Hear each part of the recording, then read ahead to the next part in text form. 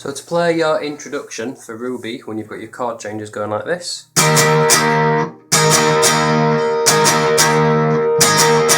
it's based on your normal E shape major chord, which you should be familiar with playing by now. And you're playing it on your 11th fret, so you need to put your first finger up on the 11th fret, and your frets are going to be 11, 13, 13, 12, 11, 11. So it's your first finger that's barring down the 11th fret. Now, you only play that chord for 2 of the 3 strums. 1, 2, 3, 1, 2, 3, 1, 2, 3. To do that first one, which sounds like it's going higher, you've got to move your 3rd and 4th fingers down onto the middle 2 strings. So that's onto the D and G strings. So the chord you get is it's called a sus4 chord, a suspended 4th. Sounds like that. So you've got to be quite good at moving those fingers back and forth. So start off with an E shape chord just to get used to the shape. Put your 3rd and 4th fingers onto the middle 2 strings. That's your first strum. Then move the fingers back up to where you started and do 2 more up strums. So the full 3-strummed riff goes like this. And again.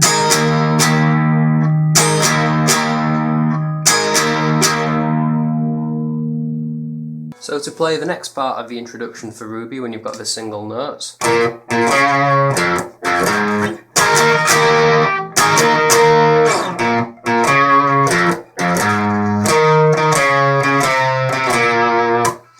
it's fairly straightforward. You've just got to have some good technique with your left and right hands, which is sort of what playing guitar is about, really. But anyway, put your first finger on the A string and make sure that your thumb doesn't come too high up the neck at the back. You can hook your thumb around the guitar like this when you're playing string bends, or when you're doing little bar chords. But when you're stretching across 4 frets, which is what you're doing in this introduction, you need to make sure that your thumb's quite low down. The lower you have your thumb down the back of the neck, the more of your hand you have out in front, so the easier it is to stretch it apart. Get some wider notes happening. So make sure your thumb is basically on like halfway down the back of the neck, like that. So when you're playing the introduction, those 2 strings are both basically the same. You need to play your first fret with a downstroke and then go up, down, down, up, down, and then do the same thing on the bottom string.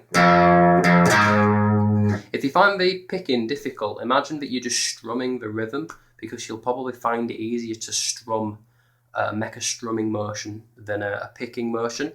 So what you can try is, just cover up your strings and imagine how the riff goes.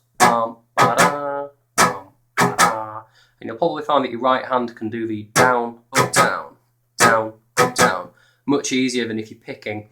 So once you're comfortable with that, try and transfer it over onto your single notes. Look at your right hand, and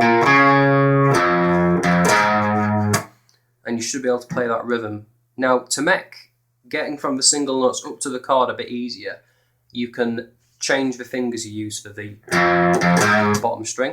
If you use your first finger for both notes at the end, like that, it puts your hand up at the 4th fret, which means you don't have quite as far to jump up to the 11th fret for the chords again.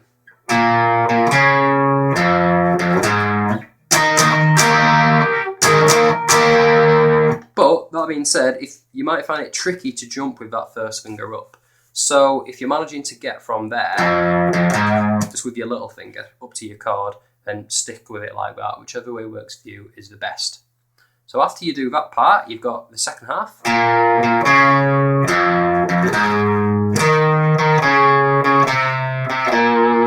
So again, you're playing the first single notes.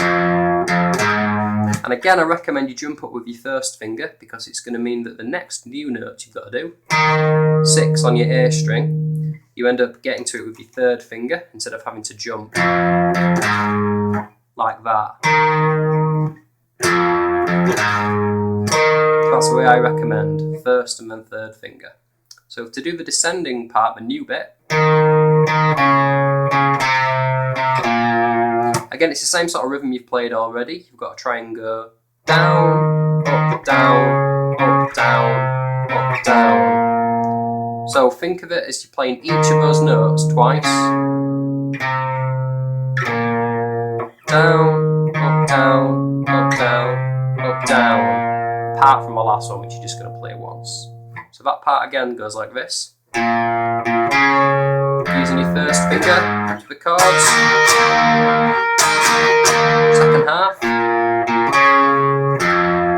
First finger.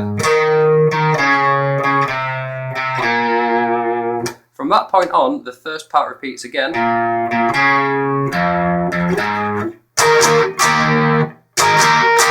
And then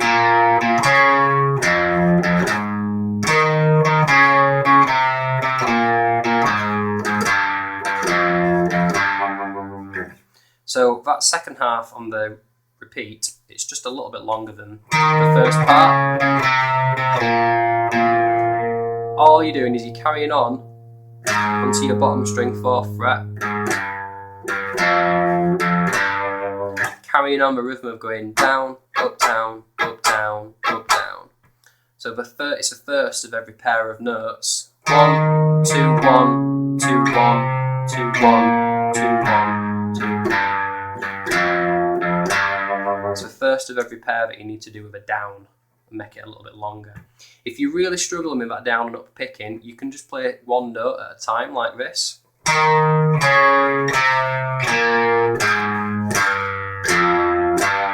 It still sounds, 95% the same as the song.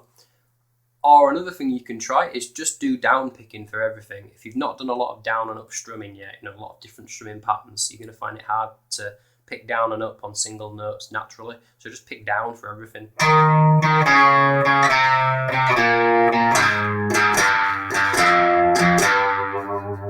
But that being said, at some point you're going to run out of things to play with just downstrokes. So it's good to now and again push yourself and try some down and up picking as well.